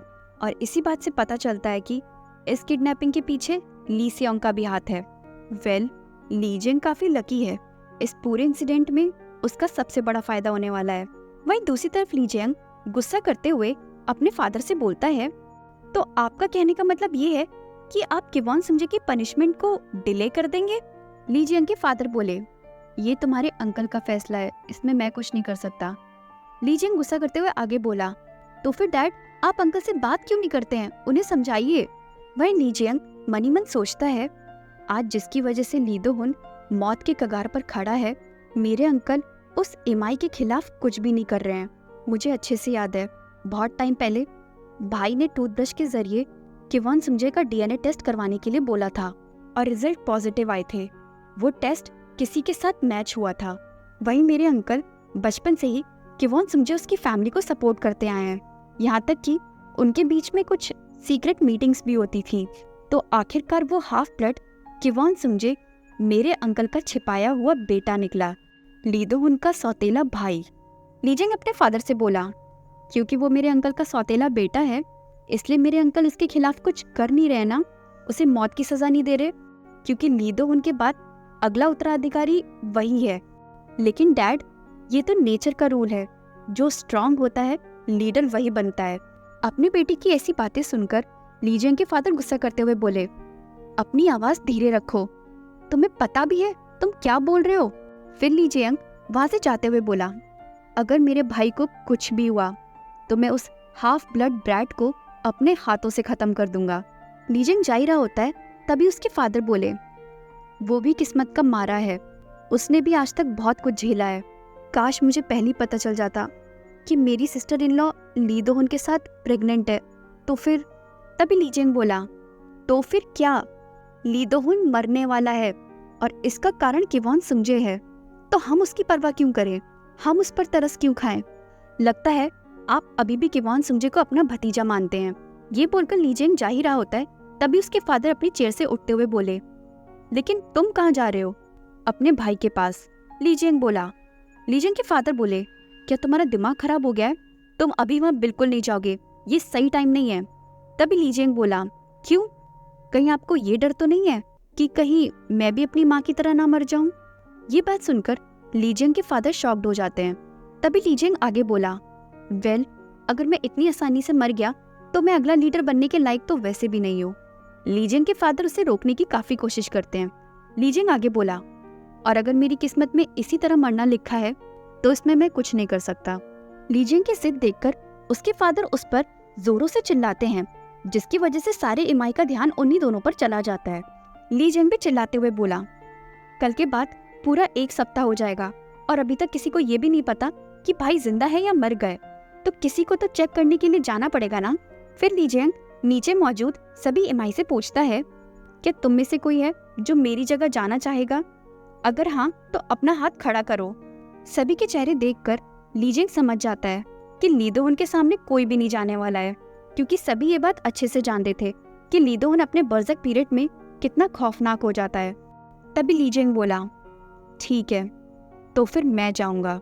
उसके बाद ली जेयंग उस एरिया में जाता है जहाँ पर लीदोहुन कैद था। दरवाजा खोल के लीजेंग जैसे ही अंदर जाता है तभी वो देखता है कि वो पूरी जगह खून से लथपथ होती है। चारों तरफ ली दोहन का खून ही पड़ा होता है, फिर चाहे वो दीवार हो या फर्श, सभी खून में सने हुए थे। तभी लीजेंग बोलता है, हमेशा की तरह इस बार भी यही सब है। अंदर जाते हुए एक बार के लिए लीजेंग भी थोड़ा सा घबरा जाता है और फिर उसे अपनी माँ की मौत याद आ जाती है। फिर हमें पास्ट का सीन दिखाया जाता है जब ली दोहन ने पहली बार अपना बर्ज़क पीरियड एक्सपीरियंस किया था। एक जवान इमाई जब अपना पहली बार बर्ज़क पीरियड एक्सपीरियंस करता है तो वो एक बॉम्ब की तरह होता है जो कभी भी फट सकता है।